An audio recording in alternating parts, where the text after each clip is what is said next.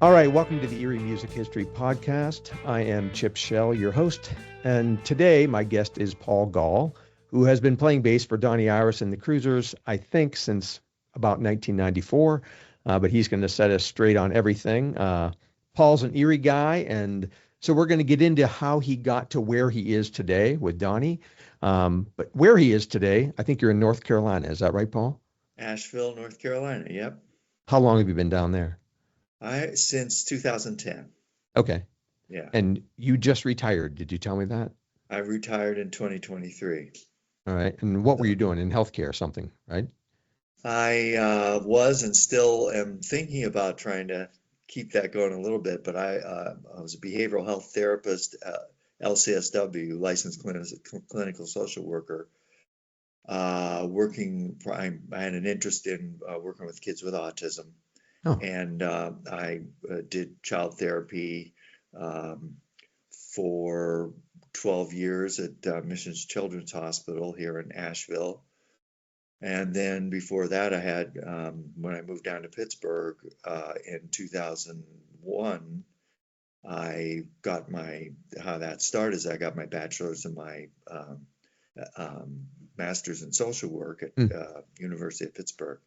And then because I wanted to be a family therapist at that point, and I got a lot of training in that too. So I yeah. did in-home therapy in Allegheny, all over Allegheny County. Cool. S- Yeah, Are you a Pitt Panthers fan still? uh, kinda. I'm not a real sports fan. All right.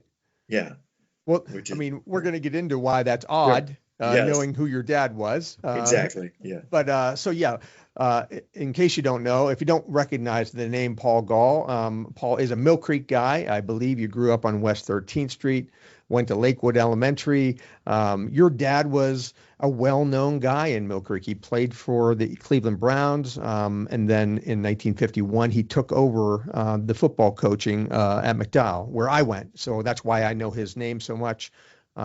He took over from the guy who the stadium is named after, Gus Anderson. So that's kind of yeah, significant. And then they named, after your father passed away, they named the gym at McDowell. So after your father. So, I mean, he was a well known guy. yeah. When you were young, I found a few things, some interesting flashbacks here for you. You were acting in a local production in 1965 you were the warden in the Mill Creek Lions variety show Bars and Stripes Forever. Do you remember that at Well, all? that would have been my dad. Oh, that was your dad. Oh, That's my okay. dad because he was a avid Lions Club member. Him Wow. and Lloyd Johns and Yeah. all these guys were in that. He did 16 tons. That Tennessee, he had Yeah. like this really low bass voice, and he did that in the variety shows too. So yeah, that was him. That's interesting. So, did you? I mean, you had sisters too, right? Right, You have. exactly. Yeah. Were you all musical, or did you get that from him, or what? How did that happen? And my dad was not what I would call musical. He loved, Okay. him and my mom loved big band music.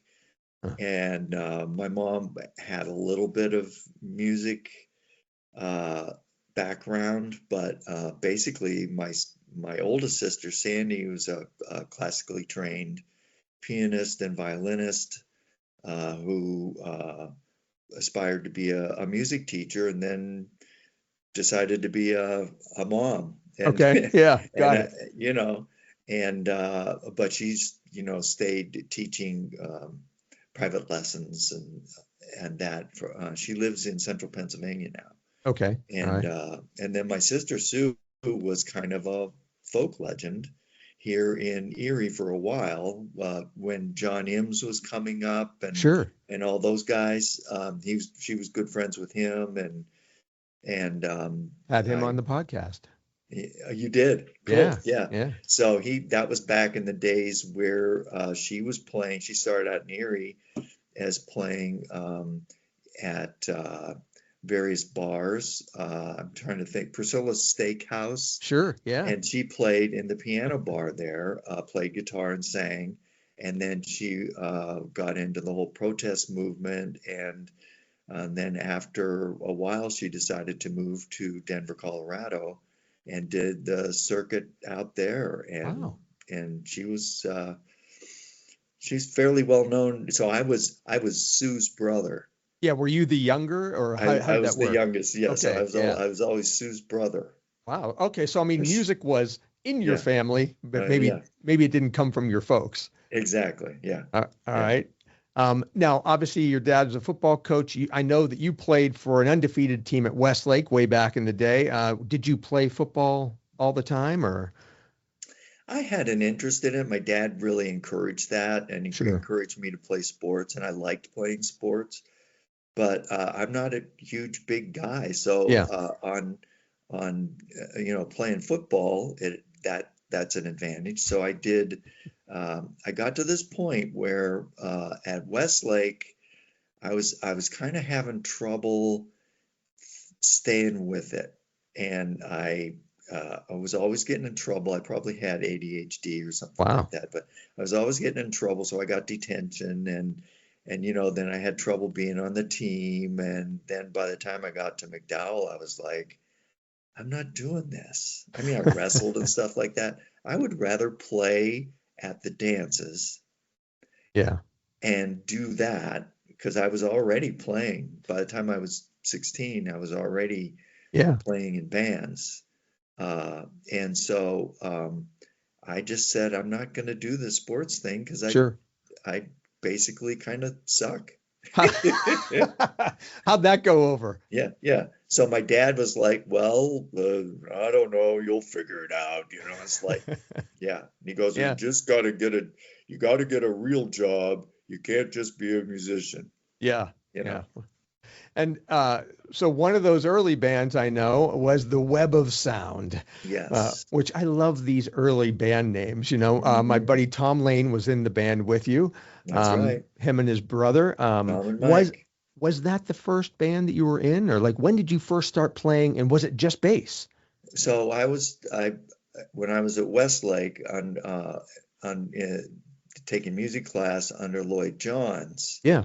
who was the band director there, I started taking saxophone. Well, I played baritone horn and then tenor sax. And Okay. then I started taking lessons from him. And one summer, I went to my sister Sandy and my sister Sue both went to a music camp called Camp Caledon. Okay. And that was run by McCandless, who was I believe, I may get this wrong. It was either Fairview or Girard music director. Okay. And his son, Paul McCandless, they used to call him Little Mac, is Paul Winter. So you probably heard of the Paul Winter Consort Yeah. or New Age music. He's a soprano sax flute guy, very Wow. famous Yeah. now. But so it was, I started playing, the first band I ever played with was this thing that Lloyd Johns put together while we were at Camp Caledon. And I had already started playing the bass. So I was elected to be the bass player, Okay. and everybody else was playing saxophones and drums and trumpet and stuff like that. So that was Got it. really the first band, uh, and it was kind of a jazz band. Mm. Um, So so was Lloyd yeah, like technically your first teacher then for bass? Lloyd was my first teacher of Yeah. sax, and then I just learned bass by ear by Oh, you listening did. to records. Okay. Got it. Uh, Right. all the stuff, and then that's when I lived in a neighborhood that was kids. I went to Lakewood and Westlake, uh, uh, and so that was where I met. That was so Roy Aerosmith was already in my neighborhood, and we would Okay. and Got he it. knew Tom and Mike Lane, so we would get together in Roy's basement, and we would listen to Paul Revere and the Raiders and pretend we were playing on like tennis rackets, Sure. along with the music, right? Yeah. And then all of a sudden, Mike and Tom get Fender Duosonics, I think they were. I forget what they were, but Okay. anyway, Mustangs, Fender Mustangs, Oh, yeah. and then Roy got something like that too. And then, well, who's going to play bass? And then I got a bass, Yeah. and that's kind of how I started with that band, which How was did Web of Sound. Where'd Mike Potts come from? Was he a schoolmate I, too? s- I c- you know, I can't remember. Okay. He was a drummer. I think he went, yeah, he was. Yeah. And I think he went to Westlake too. Okay. Um, but I'm getting old now. It's been a while. Yeah, I I gotcha. can't remember. That's all right. Yeah. And I reached out to Tom and he was saying, yeah, we played in the Web of Sound and you had sent me that picture. I actually found an article from 1968 that said that you played for the children's wing in St. Vincent's Health Center. Yes. I was Yeah. going to ask you, where did the Web of Sound, did you do like Wyco at all or any We did other? Wyco. You did. Okay. We did J.S. Wilson after school dances. We did Westlake not after school, after the game Yeah. dances. Right. And Westlake. Uh, yeah. And in 68, was it Paul Revere? Was it Beatles? What was it? What were you doing? Yep. Rolling Stones, Beatles, Paul Revere. Got it. And then one hit wonders like, Little Black Egg and Green Tambourine and Sure. stuff like that. Yeah. Yeah. So then where does Tom mention the President's Copy? Do you remember this band? Well, yeah, yeah. So So where, that was, yeah. So that was a band where it was a lot of iterations of it. okay, And the President's Copy actually started. We met Mike DeFucia, and I don't know if you know of him at all, but no, I don't have his name. Yeah. yeah, he played in a lot of bands that I was in. Knew his family well, and they lived up on I think it was Oakmont, up by the airport, Yep. up there, and they let us rehearse in their family room, and we had like this lead singer, Bill Johnson, um, and then I was in a band. I think it was right before. It was either right before or right after. I think it was before, that was called The Tree, and that was with Eric Johnson. Oh, wow. Okay. Yeah, we know who Uh, he is. yeah, Eric Johnson, and Jack Heater was the drummer, and I'm trying to remember uh, and Bill Johnson sang. Mike DeFucia, so it was Eric Johnson and Mike DeFucia who played guitar. And so I Okay. don't know which kind of came first, Sure. Yeah. but then President's Copy was kind of cycled through that, and let's see. So Same then type of music, I same imagine. time, yeah, Yeah. then it was. I think we were doing like at that point. I'm trying to think. It would have been whatever was. It would have been Beatles Sure. and stuff like that. Hmm. Yeah.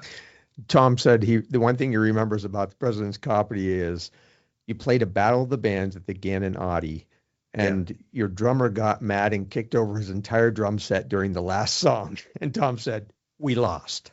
So,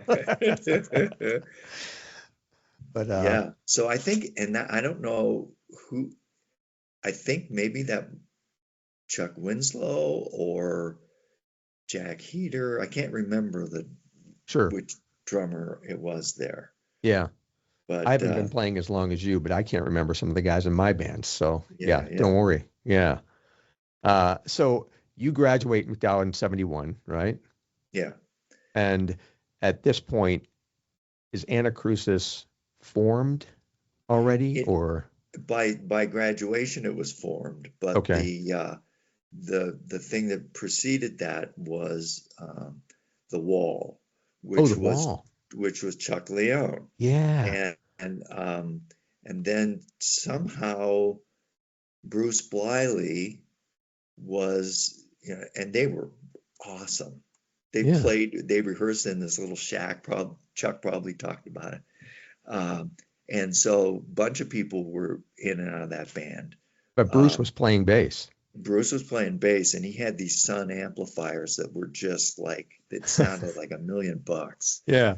And then somehow I joined that at some point, and it was Lee Valamon on guitar and Dave Got it. Shantz singing, Tom Stone on drums, Yeah. and Chuck on keyboards. And then that became Lee left the band. I can't remember exactly, but then it was Right. Keith Vishecko that Mm-hmm. came in, and that band turned into Anacrusis. Okay. And then Bob Arlett came in and started singing lead. Right. Was it called Anacrusis before? Or it just kind of went through all those Went guys? through the wall. Okay. It was the wall, and It then became then became Anacrusis. Once, Anacrusis. yeah, Okay. Yeah, because I know even later in '74, Jack Bernard joined as bass, so he must have joined after you near after I the end. left, yeah. Okay. And So that was the time where I decided, along with some other people, to buy a motorcycle, and we had this dream, like we're gonna drive motorcycles out to Colorado to see my sister, and then we kind of semi pulled that off, but I was the only one that had a motorcycle that ran. So which is necessary. yeah. Yeah. So we met up out there in Colorado, and then that kind of got weird, but then ended up in LA and Oh, lived in Venice for a little while, and that was back in the day of whatever, it's like a lot of LSD out there, a lot yeah. of pot. Right. So that was my little hippie jaunt. This was post high school. This was after high school. Yeah, I tried college. I was going to be a music teacher. That lasted about a semester, and then Okay. I dropped out. And so like drop out, drop acid, Yeah. go out to California, man. So It's you like, did exactly what your dad did not want you to oh, do. he did not. He was not a happy camper at all. Got Yeah. it. But your sister already had, been in the music part, so he kind of She had a left ahead taste of for me. it. Yeah, Yeah, she right. was already out there. Yeah. All So right. So you are in California just playing, or what were you doing? Trying to? trying to play Yeah. and just doing odd jobs, and then just said, I'm not doing this anymore. Packed it up and came back to Colorado to live with my sister for a little while and get my feet under me again, and then I came back to Erie. Okay. Um, yeah, I saw that you had left for California. I thought it was in '74. It might have been before that. It was Um, before that, yeah. uh, I found something that said that in '74 you were playing folk music with Keith and Susan Kusch, Keusch, at the wedding of Diane Walker and John Hausman. Ring a bell? It rings a bell. Yeah. Uh, Yeah, so there yeah, that was a little put together. sure. um, Little trio. yeah. Um, but around that time, uh, that was when I was kind of coming back. I was in Erie, and I was kind of wanting to play again. Yeah. So that's when I got with the younger brothers. Oh, I didn't know that. Okay. And they had this, so it was Paul, Vinny, and Angela Arduini Yeah. with Brian Fells on guitar. And so they had this uh, thing that they were trying to put together, and they were going to go on tour. Right. And so we practiced down we played at Jack, the, what, I forget, the Top Hat Club, Yeah. Right. Yeah. the Black Angus, whatever it was. Yeah. And we played there, and that was kind of rehearsals for going down to Huntsville, Alabama, Oh, which was our like our road trip. And that was put together. They put together a horn section with Paul, Vinny, Angela, Brian. So right. Brian, exceptional. I don't know if you know Brian Phelps, but I just know of uh, him. Yeah. And he and Angela were incredible. not married at the time, or were they married No, already? Okay. no. Yeah. Yeah. And they, let me turn my phone off. That was, bad manners. I always forget to tell people Yeah, that. yeah. Yeah. So we went, and I think it was Pete Natale, who was leading the horns, Horns. directing Right. the horns, Right. and uh, Mike oh, come on. Goodwin. No. The keyboard player was Nick Nardo. Nick Nardo. So Yeah. former Ruby Port folks that Paul had Yes.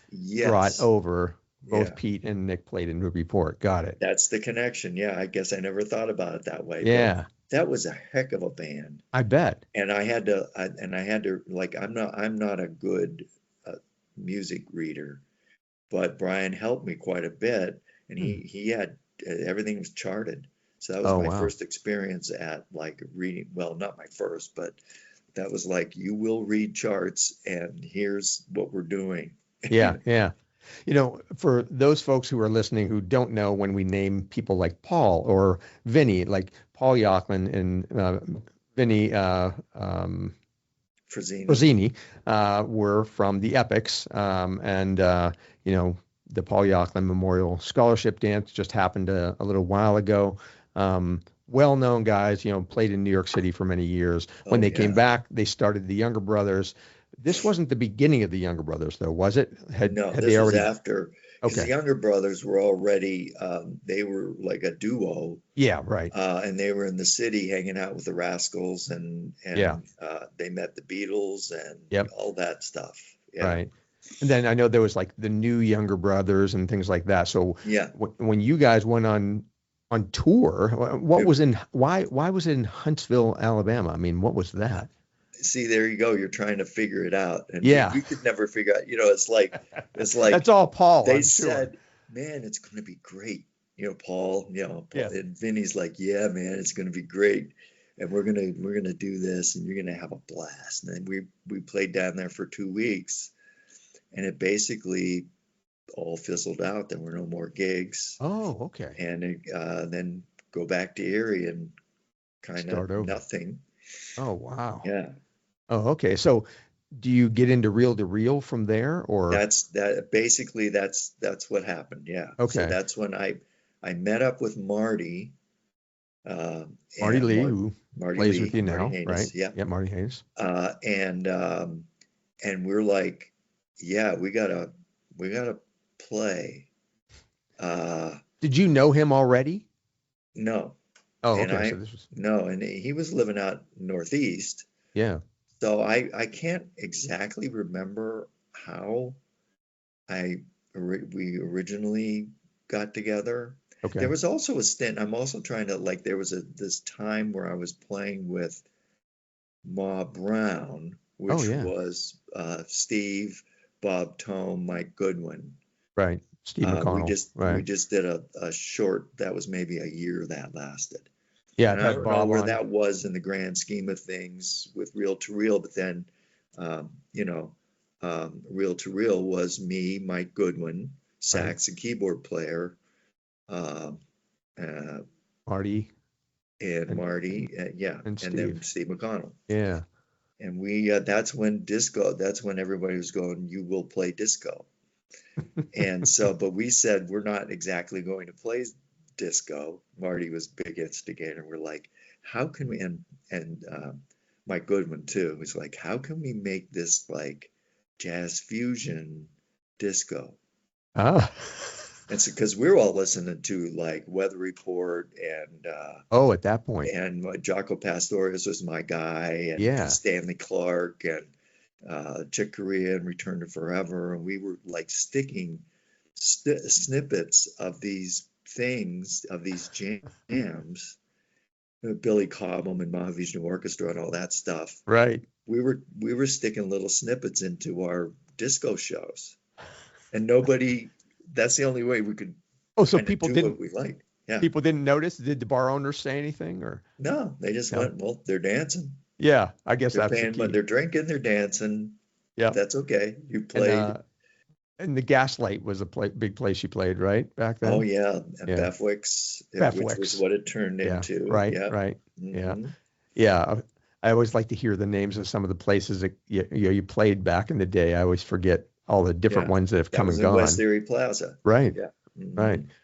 Mhm. And was this the band? I mean, I've obviously seen the pictures. You even sent me some of the pictures where you have the matching suits and everything. Absolutely. But was there a point, maybe Marty told me this in his interview, where you guys just said, we don't want to play this disco stuff anymore, and you went rock, or was that a different band that I'm mixing it up with?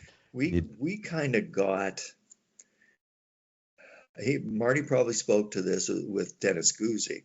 We were affiliated with Dennis Guzik, Yeah, and we actually did some touring with him on with the Orange uh, Colored Sky, or different. No, this was a band called Affinity, oh, okay. and at one point Jeff Berger was in it, Oh, and wow, Tracy Soggs was playing drums, wow. and all these. Yeah. Those are good names. Yeah, Oh, yeah. yeah, good And Erie then there music was names. Yeah. Yeah, and there was a little stint with the Cows that I did, and Everybody Marty. has a stint with Yeah, the right. cows, it seems like. Yeah. Yeah, and Wow. I have to say before we go any further, Yeah. everybody that this has been a great review for me to be thinking about what we're talking about. Yeah. But I gotta say, what what an amazing group of musicians I was privileged to play with. Yeah. Everybody we've been talking about, uh, Yeah. really great musicians, understood music, knew how to play together, uh, different ability levels, but we had a blast. Sure. I'm always amazed at that. I think it's the 72 class of McDowell and how many guys came out of there, because I think that was when Ed Pouton graduated. Yeah, And Bob Raphael was in that group. And well, who else was in there? Not Marty, but there were a bunch of McDowell guys. Not only, I'm not saying that because that's where I went. I mean, there are plenty of prep guys, there are plenty of academy guys, Joey Salarino and Dickie Buckle and all those guys. But Bob you know, Berger and all those yeah, guys. Yeah. right. But you're right. It was a different time, and we always Mhm. talk about this on the podcast. Normally back then you're playing 10 to 2, and you're playing 4, 5, 6 days a week. Unless you were playing the Calabrese Club, which we did. Okay. Marty, Yeah. we had we were in the one of the iterations of, now I'm remembering, of Reel to Reel was with Dennis Cohen, Okay. and we were doing and Mike Goodwin, so we were doing like Average White Band stuff. And you're talking And Dennis Cohen as the drummer, not the promoter at this point, he was a guitar player, or guitar player. I'm sorry. Yeah. Yeah. Right. singer. Yeah. Yeah. Right. Hmm. Right. Right. Yeah. Yep. Yeah. Right. Just went on to have Bay City Productions and stuff like that, I All believe. that. Yeah. Yeah. Mhm. Yeah. But the Cali Club you would play later? Oh yeah. So you would start at 10 and or 11, I think, and then you go to like 2, Yeah. something like that. Yeah. Right. Right. Yeah.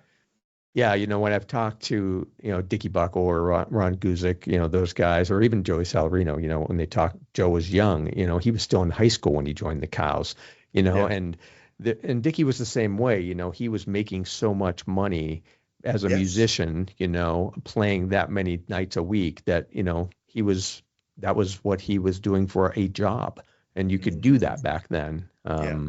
And like you said, the caliber of musicianship was there, but it was a giant commitment. You and Chuck traveled, and we'll get into some of that too, but, traveling even with the younger brothers, I'm sure was stressful, and maybe not as lucrative as you would have liked it to be.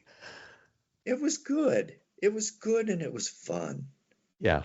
It was like outlandish at times. You go like, what is going on here? Yeah.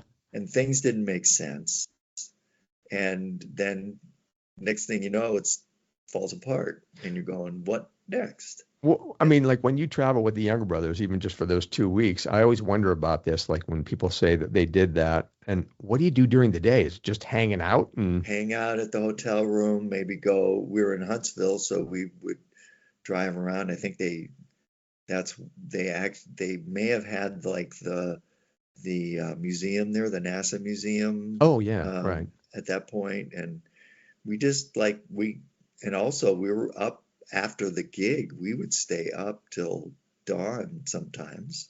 Yeah, When you have people like Vinny Frazzini, oh yeah, right, yeah. it Who was gets, older than you, right? At that oh point. yeah, Yeah. yeah. Yeah, he and Paul But were he was so funny, and just a ball of energy and entertainment. really. Yeah, we had Yeah, fun.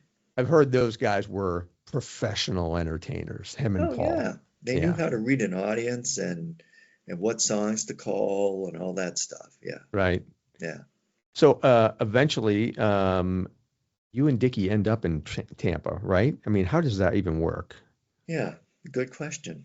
So I get a call. It was right after I got married, and I get a call from Dick, and he goes, "How would you like to come down to and play in a three-piece acoustic band?" And that was Yeah, like I was trying to get something together with the Cows at that time, yeah, rehearsing with them, and that was kind of, I can't really remember what was happening. Like we were trying to put something together, and maybe it worked or it didn't, but we decided that we were going to move down and go to Florida and play three-piece acoustic music with Dick Buckle and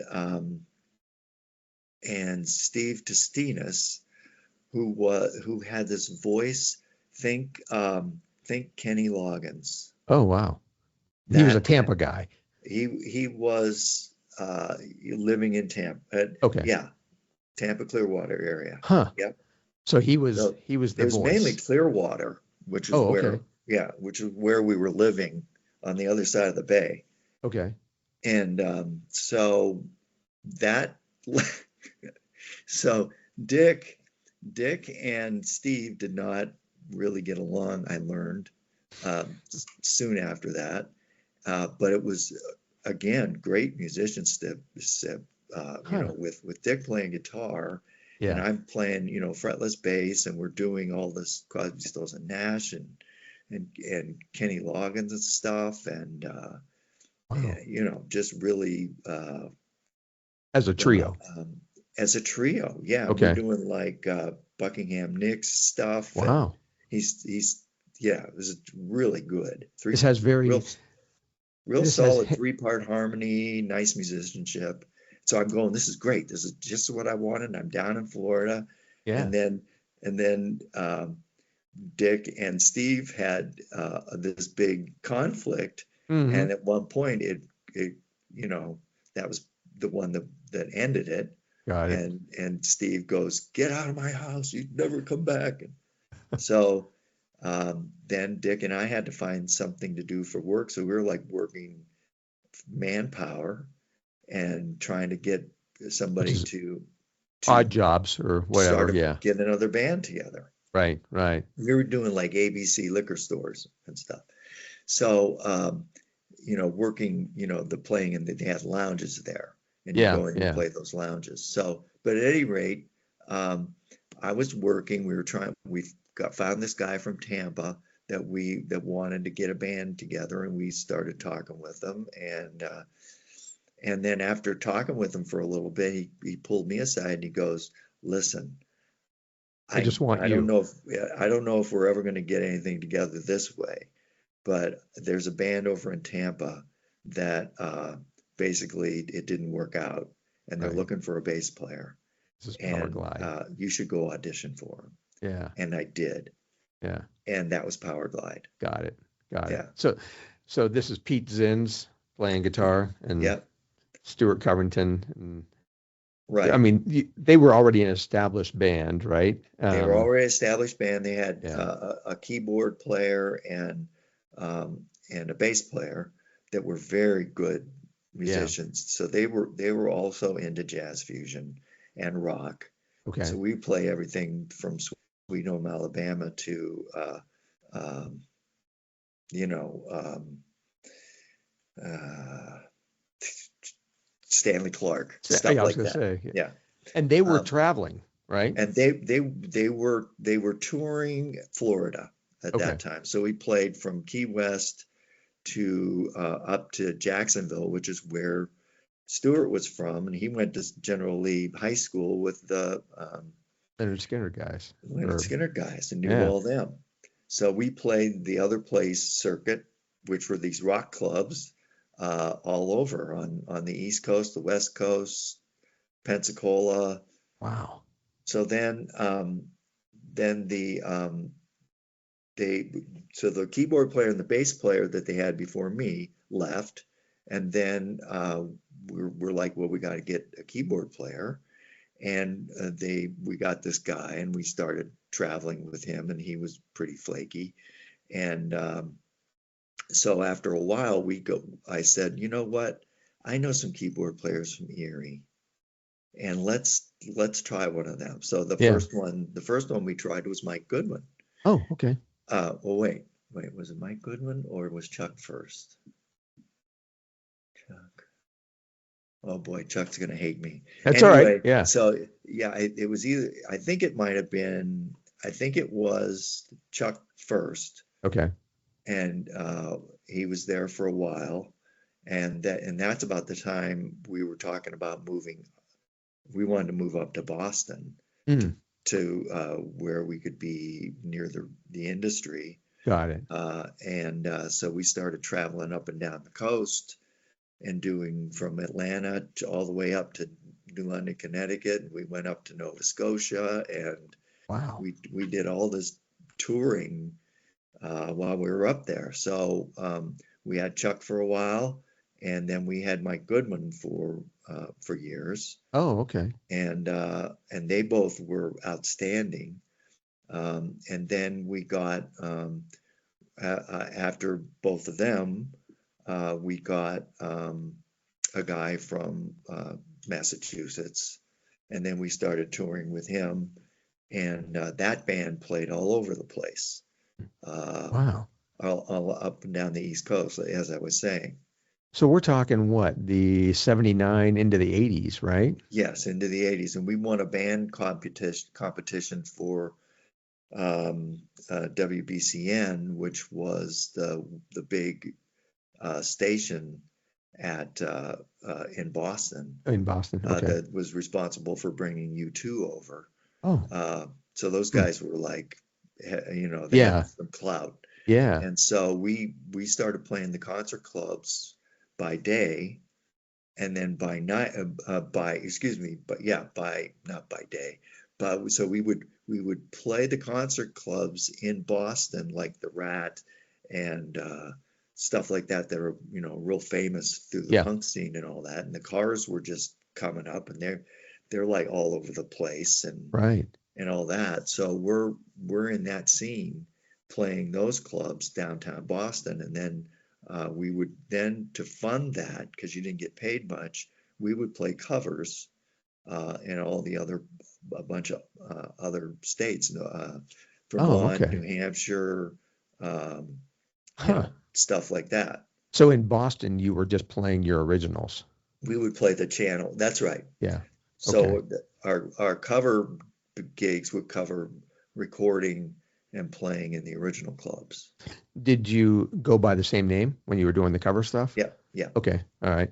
And so, I mean, we're talking a number of years, right, that you're doing this, and 12 years with so them. you traveled with them for all, and you were married at the time, or And no? I was married, had my son. Had your Yeah. son. Okay. Mhm. Wow. So that's a tough life, It traveling is. around doing that. Yeah. Wow. And Uh, playing some of the gigs where we would play the beach bars on the Cape, or up north of Salisbury Beach. That'd be 7 nights with a matinee, yeah. uh, on Saturday. Um, and so you're playing and singing hard Yeah. every night. And Uh, yeah, and then so finally that would be over. You play that for a week or two, and then you come home for a little while and regroup, or we record. right. Yeah, I've been to Chuck's house and he played me that album, that Powerglide cut. Was it just one or? No, we had one, two, we had like 4 albums and 2 EPs. Okay, all right. Yeah, Yeah, he was fixing a turntable for me and he put that on for me to yeah, listen. And so you're on all those. I'm on all those. Yeah, Okay, got yeah. it.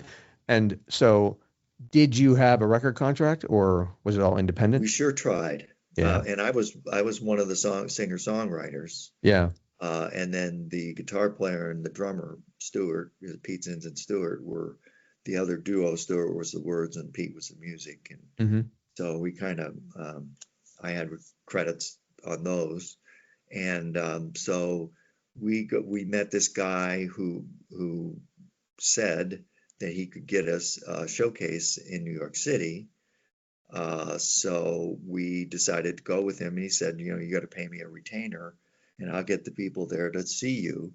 Well, it turned out it was kind of scamish. Oh no. Uh, but he did have people there, and this was at uh, it's a famous sound stage in New York. So we Okay. teamed that up. We did we played a gig downtown in Manhattan, and then we went SIR Sound Studio. That's where it was. Okay. And we went there, and we did a couple showcases on a sound stage there. Hmm. And he produced the people like he said he would, but he did not have the clout to get someone to give us a try. Right. Right. So and so we were always a little bit behind the curve. Everybody's looking for the next thing. Yeah. And we were always kind of stuck in the thing that was happening now. Yeah. And so Yeah. they didn't, record companies want to see what's next. Yeah. Yeah. Yeah.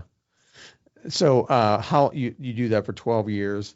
Here's a question that I always ask at the end, but I'll ask it now. During those 12 years, had to be some crazy gigs. Something Oh, bad went yes. wrong, something good went wrong. You opened for somebody that was, really impressive that you got to meet. Give me something. Okay. So Pat Travers Okay. in Portland, Maine. There we are. We drove up there, and he is there, and he is so drunk that so we did the warm-up set. They bring him out on a dolly, equipment dolly, lean back. They put him up to the stage like that, Oh and my. then he gets his guitar, and he's just totally wasted. And we're going, oh my God, it was awful. And talk about like amazing band and amazing guitar Sure. player. Right. But Right. I mean, that show was a disaster. I bet. Yeah. Yeah. And here's another quick story. Yeah. Good. Yeah. Traveling. So Stuart was the leader. He would get us the help. He bought the trucks. He fixed all the road cases. He built speaker cabinets. He just everything. Yeah. So he was also the budget guy, right? He was running the money. He'd get paid by the club owner, and he would pay us. So are you familiar with, they used to have these little Shure microphone bags, like a little leather bag, Yeah. and the microphone goes in there. Well, he used Sure. that for the money, right? Okay. So we put all the cash in there. It'd be like $1,500 for a week's wages for the band. It's Right. crazy. Um, he fills up the car. He puts it on the bumper of the car, and we drive like 300 miles Oh no. to the next town that we were supposed to play in. We have to fill up. We get out. There's the money bag still on the bumper of the Oh car. my God. That's not where I thought the story was going. Okay. That's No, it was like unbelievable. thank you. Somebody Oh, was watching over us. But can you imagine? wow. That's all the money we had. Yeah. It was like I How would try to about, bring as much as I could home, yeah. but there's your expenses and all that stuff. If that money was gone, we couldn't have paid for gas or anything. We just And had, yeah, I mean, you're traveling together in vans or station. So we had Stuart would buy these used Ryder trucks. So we had like a okay. 16, 18-foot Ryder truck with lights and sound and crew Right. that rode with the truck, and then we Yep. would ride in a either like a old station wagon, like those safari station wagons Yeah. that would, Yeah. hold all our luggage and everything, and we would just travel together. Wow. So what happens to the band? So basically, it gets to the point where, I've shared a little bit about in the 70s having a little bit too much fun with drugs, and Sure. then I quit that. And then during those band years, I was drinking way too much. And people that know me know that. And I have a lot of people to be thankful for that just kept believing in me and giving me a chance until I was able to stop that. But that Yeah. on the way that was happening, a lot of things fell apart. And that was happening during the end. Okay. And so I said, I can't do this. And the band's like, yeah, we can't do it either. And so we parted ways, and I came back to Erie. You did. Okay. Yeah, Look, another trip back home to Erie to regroup. and like, when is this? Because I know Mr. Gone starts around 92. Yeah, so this is 91. Oh, okay. So Yeah, all the way up through the 80s then. yeah, Okay. yeah, All right. Was Mr. Gone your first project after that, or? yeah. It was, Yeah. and it. I was so fortunate to, those guys were available. I was available, Yeah. and to be able to put that together. Yeah, so Um, that, for people who don't know, that's Keith Pacheco and Chuck Leone, yeah, initially as a trio. And what I was going to say earlier is that band reminds me of what you and Dickie were doing, or at least, back in the day, because you yeah, were doing a lot of that three-part harmony stuff. One of my early bands, we opened for you guys at a gig somewhere, and I remember hearing you guys and thinking, "Holy shit!" Like, these guys. It was before Steve had, joined the band. So then Steve right, McConnell joined you guys as a four-piece. yeah. But yeah, I mean, you were in '92. I mean, that was really, really, you were one of the best bands in town for sure, and very popular. Keith and I were programming drum machines. Yeah, So we had these Elisa's drum machines that we were programming Steely Dan uh, drum drum parts parts. Yeah, on. yeah, Somehow we could I don't know how we did it. yeah. Yeah, And then even crazier is you convinced Steve to play electronic drums, right? that was our only way that we could. That was Keith.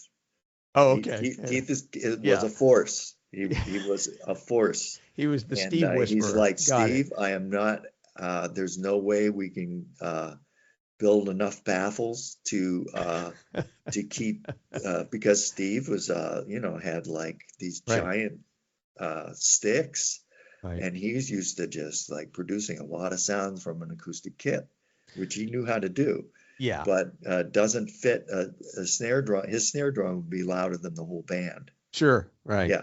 Yeah. And if people don't know, the most popular episode I've ever recorded was the Steve McConnell episode in season one. Steve was the drummer for the Snowmen, and there have been recently in the past year they did a expose on them on the news and everything. And Steve's still in town, and he played at the music night with me. About a year or so ago. We got him Yeah. out of retirement and stuff, but just a big hitter and another ex Ruby Port member. He played back in the day at the Cali Oh, Club with Ruby yes. Port.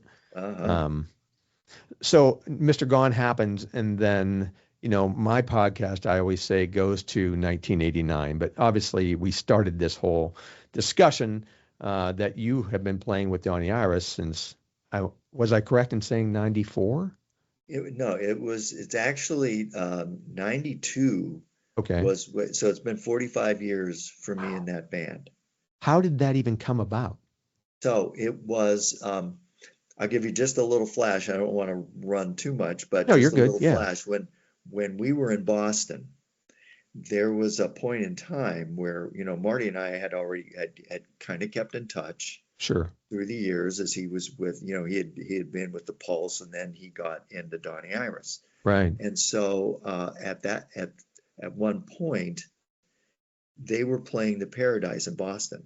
So my band, all of us got together and went to go see the show, and then we talked to him later, and so we convinced Kevin Valentine and Marty to come over and jam at our band house. So they came over and jammed at the band house, and then around that time was when Al Britton was leaving. He was the bass And player at the time. the bass Yeah. player, yeah. And Yeah. so shortly after that, I think it was shortly after that, Marty contacted me and said, Al Britton just left. Would you consider joining the band? Wow. Yeah.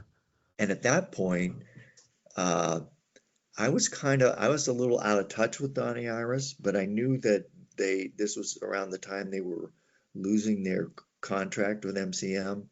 And we were just in the midst of like going to New York City and doing trying to get a recording Showcase. contract and Yeah. all that. And so I just said, I think I'm going to stick it out with Powerglide because I think we're going to do something. And he was like, well, I understand. So then when I moved back to Erie, then they had a bass player, Scott. Alan Can't remember his Williamson. last name. Williamson, yeah. Yeah.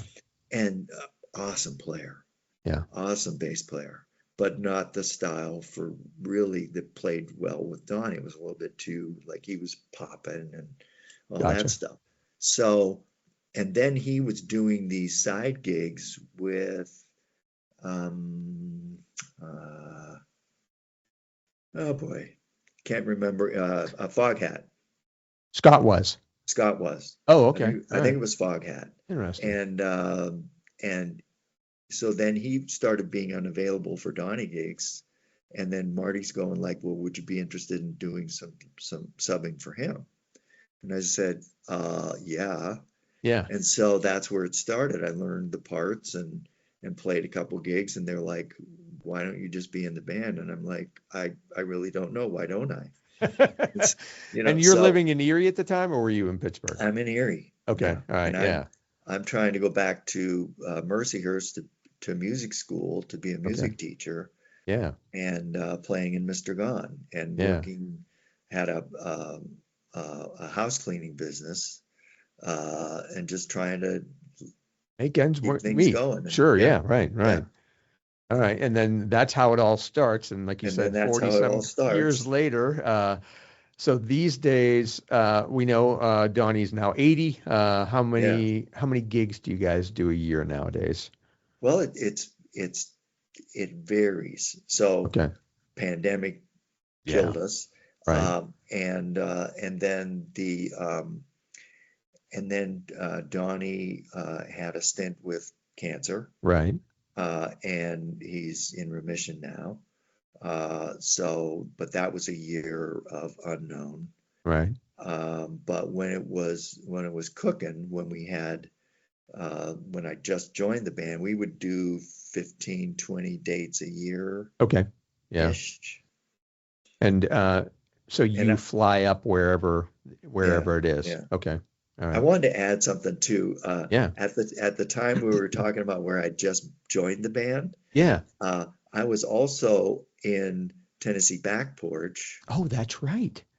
I forgot about that. And then Durf and I would switch back. Durf would come in when I had a Donnie gig, and those all those bands and all those people are just fantastic. Yeah. Musicians.